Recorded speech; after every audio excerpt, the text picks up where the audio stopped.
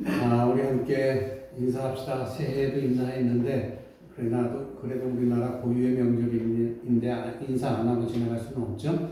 우리 앞뒤 있는 분들 보고 이렇게 인사합시다. 우리 연초에는 새해 복 많이 받으세요 했는데 우리 지금에는 하나님 만나는 한 해가 되시길 바랍니다. 이렇게 우리 앞뒤 있는 우리 성도들과 함께 인사 나누도록 하겠습니다. 인사합시다.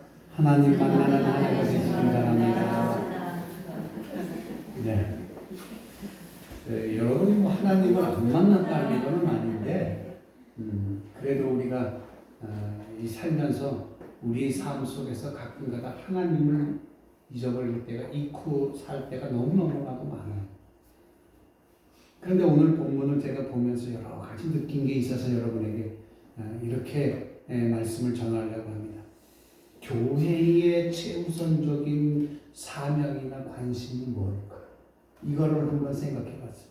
그건 뭐냐면 교회가 이 땅에 존재하는 날 이 교회가 가져야 될 최대의 관심과 최대의 사명과 최대의 목적이 있는데 그것은 뭐냐면은 하나님 말씀을 하나님을 모르는 자들에게 전해서 그들이 하나님 백성이 되게 하는 데에 있는 거예요. 그러니까 결국은 여러분이 교회에 다니시는 목적이 뭐냐? 여러분은 교회에 다니시는 것과 동시에 교회 다니는 목적도 있고 그 목적 안에서 그 목적을 이루기 위해 하나님이 여러분에게 주신 것이 있는데 그것이 뭐냐면 사명이에요. 그 사명과 목적이 뭐냐? 하나님의 말씀, 하나님을 모르는 자들에게 전하는 거였어요. 자, 교회가 이렇게 이제 쭉 살아오다 보니까 바로 이 교회의 최우선적인 사명과 목적을 하나님의 말씀을 전하는 데 두고 우리가 신앙생활을 해왔지만 그런데 문제가 하나 생겼어요. 그 문제가 뭐냐면은 교회가 차츰 세상에 물들면서 영적인 일에는 관심이 없어졌다라는 거예요. 그 반면에 세상에 대해서 관심이 그만큼 높아졌다는 거예요. 영적인 관심을 줄어든 반면 세상 쪽 관심은 높아졌다는 거예요. 결론적으로 영혼을 구원하는 일에 대해서는 줄어들었고 그리고 복음을 전하는 일에 대해서 줄어들었고 전도하는 일에 대해서 관심이 줄어드는 반면 세상 속에서 나가서 해야 될 일이 그만큼 더 많아졌다는 거예요. 인간적으로 뭐 많잖아요. 돈도 벌고 즐기기도 하고 이런 것들이 더욱더 많아졌다는 거예요. 한국 교회의 위기가 바로 여기 있어요. 언젠가는 한 기독교 단체가 한국 갤럽이라고 하는 뭐라고 그러죠? 여론조사하는 기관에 맡겼어요. 거기서 한 가지만 딱 추려서 여러분에게 말씀드리고 싶은 것이 있는데 뭐냐면은 우리나라 인구 가운데 33% 정도가 비종교인, 그러니까 종교를 전혀 갖지 않고 있는 사람들이래요. 그 많은 사람들 가운데 종교를 갖고 싶은 사람들이 한 33%가 된답니다. 그 33%, 그러니까 내가 종교를 갖기를 원합니다라고 갖기를 원하십니까? 물었더니 종교를 갖고 있지 않는 사람들의 33%가 갖기를 원합니다라고 대답을 했어요. 그래서 그렇다면 어떤 종교를 갖고 싶으십니까? 라고 물었대요. 그런데 결과가 놀라워요. 43%를 제일 많이 받은 불교가 있어요. 자기는 불교를 믿겠다 이거예요. 그 다음에 37%를 받은 천주교를 믿겠다 이렇게 대답을 했대요. 그럼 우리 기독교는 몇 퍼센트냐? 겨우 21%밖에 안 된다는 거예요. 이것 말고도 몇 가지 통계가 있는데 너무 많아서 그리고 너무 부정적인 것들이 많아서 여러분들에게 말씀드리기가 좀 그래요. 그래서 그냥 한 가지만 말씀드렸어요. 근데 이런 통계들을 가만히 놓고 보면은 이것이 무엇을 말하고 있느냐면은 어느 때보다 교회가 새로워져야 된다는 거예요. 교회가 바뀌어야 된다는 거예요. 교회가 개혁을 이루어야 된다는 것을 요청하고 있다는 거예요. 세상이 교회가 달라져야 된다라고 얘기하고 있다는 거예요. 그러므로 교회만큼 강력한 개혁이 요구되는 그런 단체가 공동체가 없다는 거예요. 그러니까 교회가 개혁이 돼, 교회가 바뀌어야 돼. 교회의 생각이 바뀌어야 돼. 교회의 가치관이 바뀌어야 되는 거예요. 이런 걸 다 통틀어서 한마디로 요약하자면 뭐냐면은 영적 회복이 필요하다라는 거예요. 교회는 영적 회복이 필요하다라는 거예요. 그리고 그리스도인들은 하나님의 말씀을 바탕으로 신앙적 사명과 목적을 분명히 해야 된다는 거예요. 그렇다면 이런 어떤 여러 가지의 통계들을 넣고 서론으로 말씀드린 것을 바탕으로 해서 본문을 한번 바라볼게요. 우리 본문은 뭐라고 있느냐? 오늘 본문 요나서를 살펴보면요, 아수르의 수도 니느웨에 있는 커다란 나라의 수도예요. 니느웨라고 하는 도시는 작은 나라의 도시가 아니라 커다란 나라의 도시. 그들은 이 아수르라고 하는 나라는 영적으로 우상 숭배하는 그런 나라였고, 그 다음에 육체적 쾌락을 일삼고 있는 나라였었어요. 그래서 하나님은 이 시대의 선지자인 아미떼의 아들 요나를 불러서 니느웨 성으로 가라. 그리고 그곳에 가서 복음을 전해라 하고 시작을 합니다. 그러나 하나님의 명령을 받은 아미떼의 아들 요나는요, 하나님께서 니느웨로 가라고 했지만 니느웨로 안 가고 어디로 갔어요? 다시스로 도망을 갔어요. 그때 다시스로 도망을 가고 있는 그때의 바다에 큰 풍랑이 일어서 요나가 어떻게 돼요? 우리가 잘 알잖아요.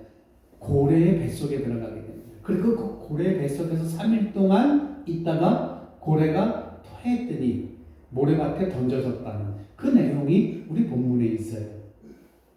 그리고 요나는 하나님으로부터 다시 새로운 기회를 부여받았어요. 그리고 요나는 3일 동안 길을 걸으면서 40일 후에 니느웨가 멸망할 것을 전하면서 다닙니다.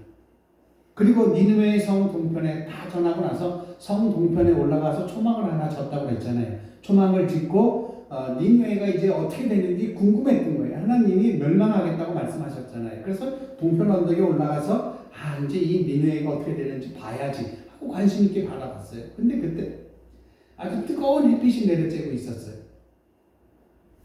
그러니까 이 니느웨 백성들이 회개하고 돌아오는지 아니면 하나님은 하나님께서 하신 말씀을 지키는 분이니까 모두 멸망시키는지 구경하고 있었다라는 거예요. 그런데 뜻밖의 일이 일어나는 거예요. 아수르의 왕, 이외에는 왕부터 시작해가지고 백성들이 회개하면서 하나님 앞에 돌아오는 거예요. 깜짝 놀랐어요. 요나 자신은요, 이게 멸망할 줄 알았거든요.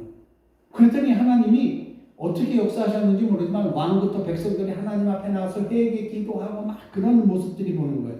그래서 하나님이 그 모습을 보고 그들에게 복을 내려주셨다는 거예요.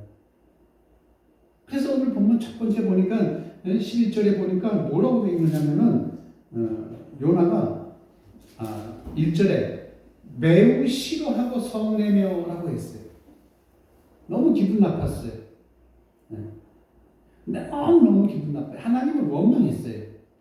그렇게 원망하고 있을 때 햇빛이 쨍쨍 내려쬐면서 요나를 덥게 만들었던 거예요. 그때 하나님이 박농쿨을 그냥 하나를 무럭무럭 자라게 해가지고 뜨거운 요나의 머리를 덮고 시원한 그늘로 만들어준 거예요. 그 그늘 때문에 요나는 몹시도 기뻐했다. 참 기뻐했다. 이렇게 얘기합니다. 그런데 그때 벌레 한 마리가 나타나서 그 잎사귀를 갉아먹고 있었어요. 그리고 나서 좀 있다가 뜨거운 동풍이 불어서 그 잎이 싹 없어졌던 거예요. 그리고 나서 그걸 없앤 하나님을 바라보면서 요나는 어떻게 했어요? 하나님을 원망했어요. 그런데 그때 하나님이 묻습니다. 야, 요나야, 그 박을 네가 심었느냐? 그 박넝쿨을 네가 심었어? 그리고 네가 키웠느냐? 네가 자라게 했느냐? 봐라, 너는 그렇게 박농쿨 하나, 너의 그늘을 드리워준 그 박농쿨 하나를 그렇게 귀하게 여기는데 어떻게 저 백성들을 너는 귀하게 여길 줄 모르느냐. 그러니까 요나는요, 하나님이 저주하신 대로 그대로 이루어질 줄 알았거든요. 애타게 기다리지도 않았어요. 저들을 내가 아끼지 않느냐. 응? 내가 만든 그 니느웨의 성, 이 천지, 내 백성들, 수많은 사람들, 내 백성들을 내가 아끼는 것인데 너는 어떻게 그게 합당치 않다고 생각하냐. 이것이 1장부터 요나서 1장부터 4장까지의 말씀을 요약한 거예요. 자, 그렇다면 이 본문을 읽으면서 궁금했던 게 몇 가지가 있어서 제가 오늘 제목을 이렇게 했어요. 정말 궁금해서 요나에게 묻는 몇 가지 질문이라고 했잖아요. 네, 우선 이제 첫 번째 질문을 제가 요나에게 하고 싶어요. 요나는 누구냐면은 오래전 이 땅을 살다간 어떤 한 선지자를 얘기하는 것이 아닙니다. 요나는요, 바로 저예요. 요놈의 나. 현재의 나를 가리키는 거예요. 현재의 그리스도인들을 얘기하는 거예요. 요나는 신앙의 인물이 아니에요. 요나는 지금 여기에 서 있는 요놈의 나, 앉아 계시는 너, 이거예요. 예수 그리스도를 믿는 이 땅에 있는 모든 그리스도를 지칭하는 것이 바로 요나예요. 첫 번째 질문이에요. 선지자인 요나요, 당신은 기쁨이 없었습니까? 라고 하는 질문을 하고 싶어요. 지금까지 사시는 동안에 여러분들은 어떤 기쁨이 있었겠어요? 저도 기쁨이 있었어요. 그리고 여러분을 행복하게 만든 일들이 무엇이 있었습니까? 여러분의 소중한 가치가 무엇이었어요? 한 번쯤 모두들 생각해 보셨을 거예요. 그런데 오늘 이상하게도 이 요나서 1장부터 4장까지 읽어나가면서 제가 발견하지 못한 것이 있는데, 그건 뭐냐면 요나가 한 번도 기쁘다라고 얘기한 적이 없었어요. 하나님으로부터 선지자로 부름받았을 때 요나가 기뻐했나요? 아니요. 그 기뻐했다는 말이 없어요. 그렇다고 요나가 도망하면서 나 이제 하나님으로부터 벗어났다 기뻐했어요? 아니, 그때 기뻐하지도 않았어요. 물고기 뱃속에 들어갔을 때 기뻐했겠습니까? 천만의 말씀이야. 모래바닥에 토해져서 살이 사가진 모습으로 부둥켜 안고 그냥 기뻐해. 하나님 드디어 이제 고래 뱃속에서, 물고기 뱃속에서 나왔다 그러고 막 기뻐했을까요? 아니에요. 3일길을 한 번 준 그 3일, 그 하나님이 주신 그 한 번의 기회를 살려서 3일 길을 걸으면서 하나님의 말씀을 전하면서 기뻐했다고 그랬습니까? 아닙니다. 그러던 요나, 한 번도 이런 일에 대해서 기쁘다고 얘기한 적이 없는 그 요나가 오늘 본문에서 딱 한 번 기쁨을 표현합니다. 그게 뭔지 아세요? 이제 니느웨는 멸망하겠지. 하나님의 말씀이니까 니느웨는 모두 멸망할 거야 하고 동편 언덕에 올라가서 초막을 짓고 있었죠. 그때 햇빛이 굉장히 뜨겁게 내리쬐었는데 하나님이 박농쿨을 하나 만들어주셨어요. 그때 요나가 기쁘다 얘기했어요. 그래서 이게 진짜인가 하고 요나서를 다시 한번 또 읽어봤어요. 그랬더니 기쁘다, 요나가 기쁘다고 말한 적은 한 번도 없었어요. 유독 한 번 여기에서 나왔어요. 하나님이 박농쿨을 만들어서 키워서 요나의 머리를 가려주었을 때, 시원한 그늘을 만들어줬을 때 몹시 기뻐했다 그랬어요. 그냥 기뻐한 게 아니야. 굉장히 기뻐했어요. 우리가 생각하는 박농쿨, 호박, 농쿨 이런 거, 아이고 고마운 박농쿨이 뭐 얼마나 크겠어. 근데 이게 우리나라에서 자라는 박농쿨이랑 이 이스라엘에서 자라는 박농쿨은 달라요. 학명으로 보면은 팜크리스트라고 돼 있어요. 이 히브리 사람들은 뭐라고 부르냐면 키카이온이라고 부르는 박농쿨인데, 심어만 두면 한 3일 동안에, 며칠 동안에 한 뭐 3m 정도가 큰데, 그러니 잎이 얼마나 크겠어요. 그래서 그늘을 쉽게 만들어줄 수 있다고 하는 거예요. 자, 사람들이 구원받아야 할 장면에서 요나는 어떻게 했어요? 기뻐하지 않았어요. 그것도 한 사람을 구원하는 일이 아니라 온 도시가 구원받는 일인데 한 사람도 기뻐하지 않았어요. 당대 최대의 도시가 주님 앞에 온전히 돌아오는 이 역사 앞에서 요나는요 전혀 기뻐하지 않았어요. 요나가 정녕 기뻐하는 것은 뭐냐면 박농쿨 하나로 인한 기쁨이었다라는 거예요. 자, 여기서 이제 가치관이 생겨요. 가치관이 뒤집히고 나면은요, 영혼이 타락하고 나면은 이런 우스꽝스러운 모습으로 나타날 수가 있어요. 하나님을 믿는 우리들 무엇을 보고 기뻐해야 될까요? 네? 그리고 무엇을 보고 우리는 슬퍼해야 될까? 그러면 어느 때에 우리 그리스도인들은 웃어야 될까? 무엇을 먼저 기도하고 무엇을 나중에 기도해야 할 것인가? 자, 이런 거는 우리가 가진 가치관의 모습을 보면은 알게 되는 거예요. 우리 가치관이 뭐예요? 내 자식이 인류대학을 가고 내 사업이 성공하고 내 땅에 이 땅에서 내 삶이 환경이 넉넉해질 때 우리는 뭐라고 얘기해요? 행복하다라고 얘기해요.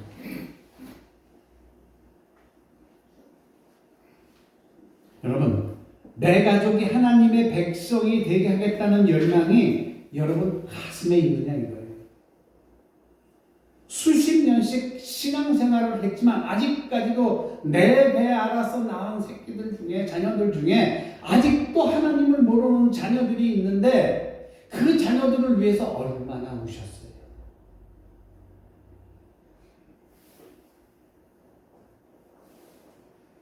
여러분 이제 오늘 고유의 명절이 낀 이 연휴 기간 속에 있는 우리 오늘 주일에 오늘 이 예배가 끝나면 여러분들은 집으로 돌아가시잖아요. 그럼 아직 가지 않은 자녀들하고 함께 점심을 나눈다든지 이러한 시간들을 보낼 거 아니에요. 그러나 여러분 오늘 제가 말씀드리는 거 기억하세요. 적으실 수 있는 분을 적으세요. 이렇게 한번 보세요. 하나님, 이 2024년 제게 붙여줄 가족이 영원히 누구입니까? 내 주변에 있는 수많은 사람들, 그리고 내가 정말 그토록 아끼고 사랑하는 가족 가운데 이 2024년 제가 품고 기도하기를 원하는 가족이 누굽니까? 원하는 사람이 누굽니까? 내가 주님 앞에 인도하기를 원하는 영혼, 내게 붙여준 불신자들, 내게 붙여준 가족들을 전도해야 되는데 저는 그런 사람이 없어요. 그런 사람이 눈에 보이지 않고 그런 사람이 떠오르지 않아요. 이렇게 생각되어지는 분들이 있다면 가슴을 치며 통곡하며 울어야 합니다. 여러분들이 만약에 여러분 노트에 내가 금년에는 넷째를 위해서 기도, 이 넷째가 교회를 안 나가는데 만약에 셋째라고 칩시다. 이 셋째가 교회 꼭 나가도록 내가 기도하겠어 라고 여러분 성경책이나 어디 그냥 이름을 기록하고 기도해 적을 사람들이 없다면요 심각하게 고민하고 가슴을 치며 통곡하고 울어야 되는 거예요. 그럼 여러분의 신앙생활을 돌이켜 봐야 돼요. 하나님, 내가 이 기도책에 써 넣을 내 자녀들이 없습니다. 물론 자녀들이 없다는 건 다 교회 다니기 때문에 그래서 없을 수도 있어요. 생각이 안 나는 거예요. 내가 전도해야 될 그들을 내가 머릿속에 그려보는데 그 그림이 나한테 그려지지가 않아요. 가슴을 치며 통곡하고 울어야 돼요. 하나님이 내게 보여준 수많은 사람들을 내가 내 기도책에다 적고 내가 기도해야 되는데 그 그림이 하나도 안 보여요. 그 얼굴들이 하나도 안 떠올라요. 가슴을 치며 울어야 돼요. 도대체 여러분들의 기쁨이 어디 있는 거예요? 무엇이 여러분의 기쁨이 되고 있는 거예요? 여러분, 하나님이 행복하시고 하나님이 기뻐하실 때 내가 그 자리에 있어야 돼요. 하나님이 행복해하고 하나님이 막 기뻐하실 때 내가 그 자리에 있어야 돼요. 내가 그 자리에 있다는 건 뭐냐면 하나님이 기뻐하실 때 나도 기뻐할 수 있고 하나님이 행복해하실 때 나도 행복해할 수 있다라는 거예요. 그런데 우리는 쭉 이런 생활을 하다 보니까 생명을 구원하는 것보다 자존심이 먼저 앞섰어요. 자, 여기서 요나에게 던지는 두 번째 질문이에요. 선지자 요나, 당신은 자존심이 그렇게도 중요했습니까? 자, 그러면 요나가 왜 자존심이 중요했는지 이제 알려드릴게요. 그게 뭐냐면 선지자 요나는 생명을 구원하는 일보다 당신의 자기의 자존심을 지키는데 더 그걸 중요시 여겼다라는 거예요. 4장 1절에 보면은요, 요나가 심히 어떻게 했어요? 싫어하고 화냈다고 그랬어요. 몹시 요나가 매우 싫어하고 성내며 여호와께 기도하고. 이 이야기는 뭐냐? 뭐가 이 요나를 이렇게 화나게 만들었을까? 그거는 바로 이거예요. 하나님이 요나에게 니느웨가 40일 후에 망한다. 그리고 우리가 하나님 믿어야 된다. 라고 얘기를 하고 다녔잖아요. 그 말을 전한 거예요. 요나는 그걸 믿었던 거예요. 40일 후에는 너희들 다 망해버려. 하나님이 다 쓸어버릴 거야. 이렇게 얘기를 하는 거예요. 그러면서 다니면서 요나가 왜 자기 자존심을, 아니 하나님을 믿는 선지자인데 내가 그런 이야기를 하고 다녔는데 왜 하나님은 그렇게 안 해주십니까? 저들이 나를 어떻게 볼 겁니까? 내 말을 우습게 볼 거 아니에요?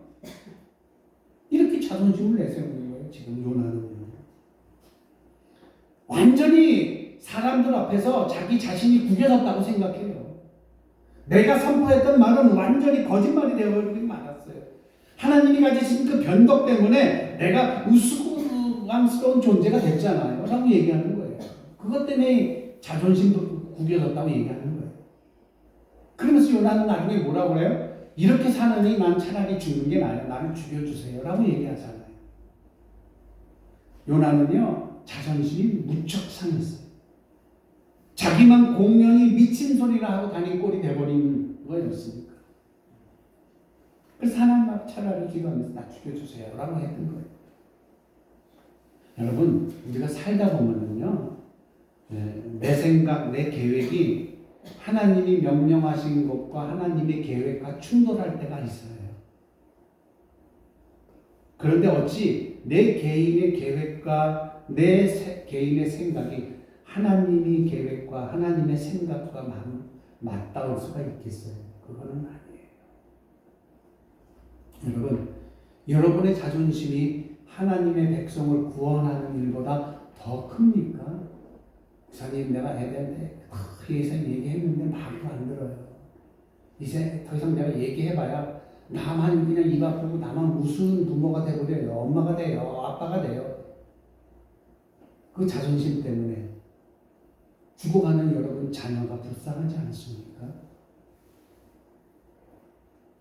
여러분, 생명이 달린 문제예요. 내 자존심이 조금 상할지언정 하나님의 백성으로 만들어서 하나님의 백성으로서 누려야 될 복을 누리게끔 할 수 있는 부모가 돼야 되는 거예요. 오히려 내 자존심에 상처가 있을지라도 하나님의 계획과 하나님의 생각을 우리는 그대로 실천해야 돼요. 이게 하나님의 진정한 가치관을 가진 그리스도인들이에요. 여러분은 하나님의 뜻 때문에 무엇을 손해보셨어요? 그리고 어떤 상처를 받아보셨어요? 그리고 하나님의 뜻 때문에 여러분 무엇을 뺏겨보셨습니까? 한번 생각해보세요. 과연 여러분이 아끼는 게 뭐였습니까? 여기서 요나에게 묻는 세 번째 질문이 나옵니다. 당신이 아끼는, 선지자야 당신이 아끼는 것이 무엇입니까? 자, 이 요나서를 읽다 보면은 이 요나서 이 드라마의 제일 마지막을 장식하는 것이 뭐냐면은 하나님이 하신 말씀이에요. 내가 아끼노라. 이 내가 아끼노라 라고 하는 말로 이 요나서의 드라마는 막을 내립니다. 마지막 절이에요.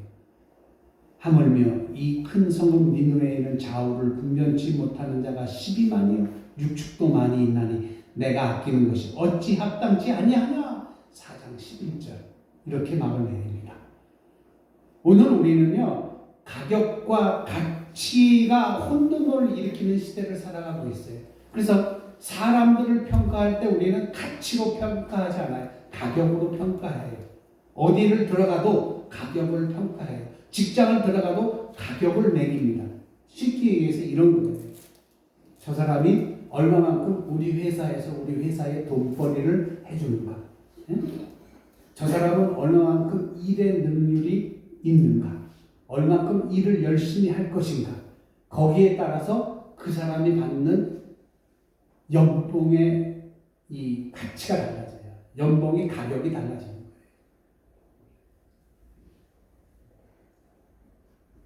사람이 얼마나 재능이 있는지, 이 사람은 얼마만큼 내가 활용할 수 있는지 거기에 생각을 갖고 있어요. 그래서 이 세상의 가치관은 그냥 가격이에요. 가격. 그 사람이 갖고 있는 잠재적 능력인 가치에 대해서 두지를 않아요. 그 사람의 인격, 그 사람의 신앙, 그 사람의 영혼, 그 사람의 하나님과의 관계, 그것 때문에 평가받는 시대는 아니라는 거죠. 사랑하는 성도 여러분, 여러분 하나님이 아끼는 사람을 아낄 수 있습니까? 하나님이 소중히 여기는 것들을 여러분 소중히 여길 수 있느냐 이거예요.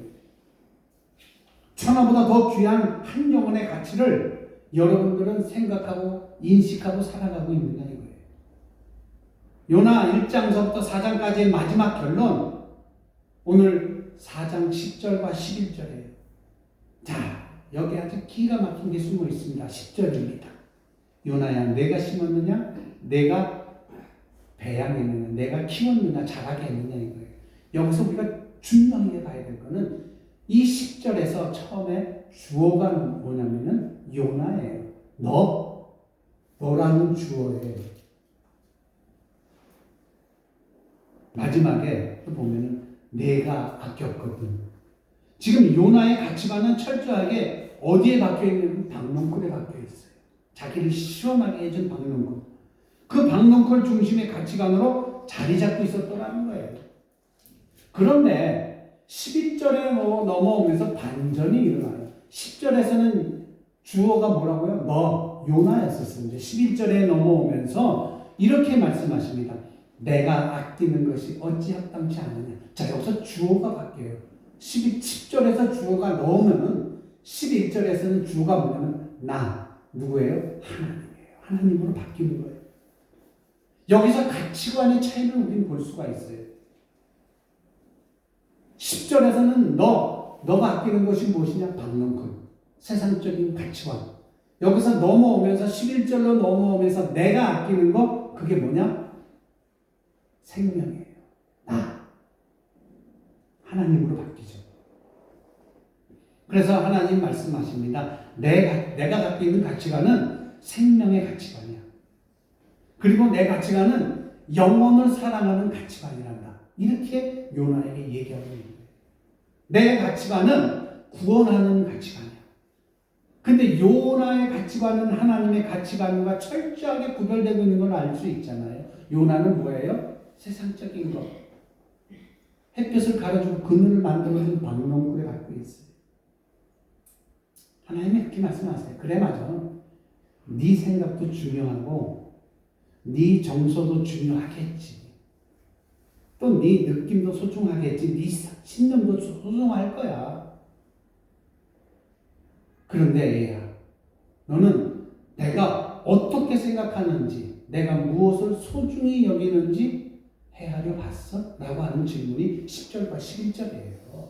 이것을 우리는 알아야 되는 거예요.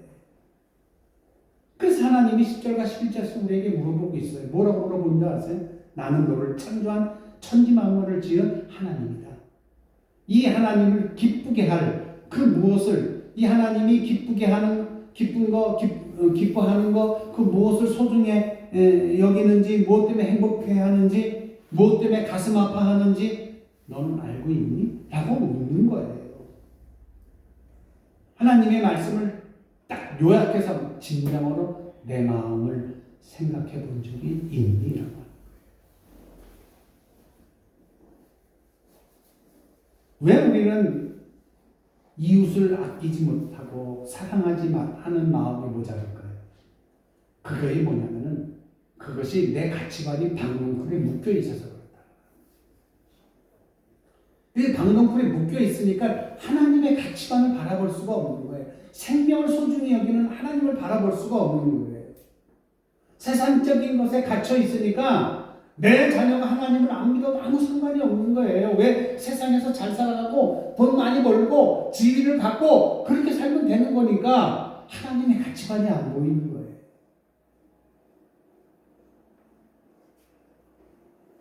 박농쿨에 묶여 있으니까 그냥 내 재산을 증식시키고 내 건강 내가 관리하고 내 지위를 보존하는 거, 내 명예를 좀 높여가는 거, 그리고 내 자존심을 수호하는 거, 내 온갖 관심이 박농쿨에 머물러 있을 때에 참으로 소중한 걸 보는 눈을 놓치고 간다는 거예요. 그러니까 하나님의 관점을 잃어버리게 되는 거예요. 하나님이 생각하는 거, 하나님이 바라보시는 거를 하나님이 생각하는 거, 하나님이 바라보는 걸 우리가 찾을 수가 없는 거예요. 왜? 세상에 박혀 있었기 때문에 그래요. 물론 하나님이 우리에게 주신 복을 누리는 거 이것을 나무랄 일은 아니에요. 그런데 그 주신 복을 통해서 내가 무엇을 하는가 이걸 성경이 우리에게 묻고 있는 거예요. 여러분 궁금하지 않으세요? 내가 한번 여쭤볼게요. 왜 하나님께서는 우리 가족들 중에서 나를 먼저 부르신 걸까? 궁금하지 않으세요? 왜 하나님께서는 우리 많은 가족들 중에 나를 먼저 구원해 주셨을까? 궁금하지 않으세요? 이런 거에 대해 생각해 보지 않으셨어요? 그게 바로 뭔지 아세요? 왜 그렇게 하신 줄 아세요? 사랑이기 때문에 그래요. 복음을 전도자의 최고의 가치가 뭔지 아세요? 사랑이에요. 여러분 인격적인 사랑도 필요해요. 여러분 자녀에 대한 부모로서의 사랑도 필요해요. 그러나 여러분은 이미 그리스도인이에요. 그래서 하나님이 주신 사랑도 여러분 자녀에게 주실 의무가 있는 거예요.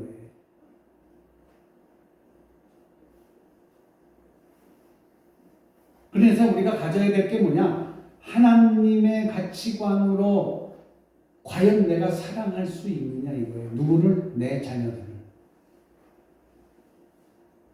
무엇을 먼저 사랑하느냐? 어디까지 사랑할 수 있느냐 이거예요. 자, 여러분 고린도전서 13장 3절에 보면은 주님께서 13절에 보면 사도 바울이 이래요. 내 몸을 불사르게 내어줄지라도 사랑이 없으면 아무것도 아니라고 얘기했어요. 그러니까 내 욕망을 채우기 위해서 살아가면서 어떤 희생을 한다 할지라도 그거는 어떤 충성을 한다 할지라도 거기는 아무 유익이 없다라는 거예요. 그러면서 예수님은 베드로를 부르면서 뭐라고 했어요? 초대교회 양무리를 맡기면서 베드로야 너 얼마만큼 나한테 충성할 수 있어? 너 얼마만큼 나에게 열정적으로 내 사역을 감당할 수 있겠어? 내가 얼마만큼 나를 위하여 헌신할 수 있어? 이렇게 묻지 않으셨어요. 예수님은요 베드로를 향해서 딱 세 번 묻습니다. 내가 나를 사랑하느냐? 내가 나를 사랑하느냐? 내가 나를 사랑하느냐? 결국은 사랑이에요. 복음을 전하는 이가 가져야 될 마음은 뭐냐면 사랑이에요. 그 사랑이 뭐냐? 하나님이 주신 사랑인데 그 사랑은 그리스도인인 부모된 여러분이 자녀된 믿지 않는 자녀들에게 주는 사랑, 하나님의 사랑이라는 거예요. 그걸 전해주라는 거예요. 그래서 이렇게 한번 고백을 한번 여러분들 해봤으면 좋겠습니다. 하나님 내 자존심 아무것도 아닙니다. 하나님 내 자존심 벗을 수도 있어요. 하나님의 일이라면. 하나님 나는 하나님의 일이라면 나는 죽을 수도 있어요. 이게 하나님의 일이라면 내 자존심 버릴 수도 있어요. 아니 내 모든 걸 포기할 수 있어요. 이렇게 고백할 때 그때 여러분 주변에서 기적이 일어나는 거예요. 세상이 주는 그 작은 복 때문에 여러분 울고불고 하는 그런 우스꽝스러운 모습 보이지 맙시다. 그러기보다는 내게 주어진 사명을 잘 감당하는 그런 부모가 한번 되어주세요. 내게 주어진 그 사명 때문에 그 사명을 감당하고 그래서 그 사명을 감당하면서 오는 그 보람 때문에 기쁨의 눈물 흘리는 여러분이 됐으면 좋겠어요. 그 행복 때문에 웃을 수 있는 여러분이 됐으면 좋겠어요. 지금 내가 여러분에게 이렇게 전하는 말씀은요. 계속해서 여러분 가족 구원에 대해서 제가 말씀드리잖아요. 그냥 한 귀로 듣고 한 귀로 흘리지 마세요.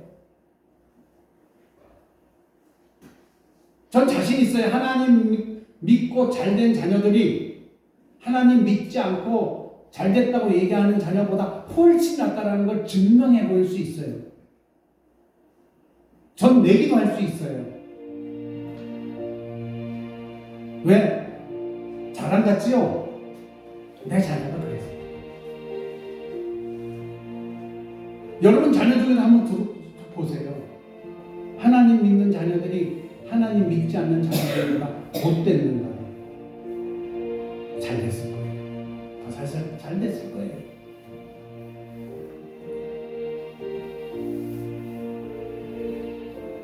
여러분, 그래서 우리는 하나님이 아끼는 것 나도 아끼면서 살겠습니다 라고 고백할 수 있는 용기가 있어야 돼요. 하나님은 우리에게 뭐라고 말씀하시는 줄 아세요? 내가 아끼는 것 지금 우리 본문에 보면은 그 니느웨 성에 있는 12만이라고 하는 그리고 육축들을 얘기했지만 아니에요. 지금 얘기하는 하나님이 내가 아끼노라고 하는 그 이야기는 뭐냐면 여러분 가족 중에 여러분 자녀 중에 하나님을 믿지 않는 그 자녀까지도 내가 아끼노라라고 얘기하고 있는 거예요. 여러분 이 세상에 육신 눈 감고 하나님 나라로 가기 전까지 한번 죽기 살기로는 여러분 하나님을 믿지 않는 자녀들을 위해서 기도해 보세요. 어떤 일이 일어나는가 전 자신할 수 있어요. 여러분에게 묻습니다. 하나님이 소중하게 여기는 것 여러분도 소중하게 여기며 살겠습니까? 그렇게 하시겠다면 아멘으로 답하시기 바랍니다. 네. 자, 2024년 하나님이 소중히 여기는 것 나도 소중히 여기며 살아가는 여러분 되시기를 주의 이름으로 간절히 축원합니다.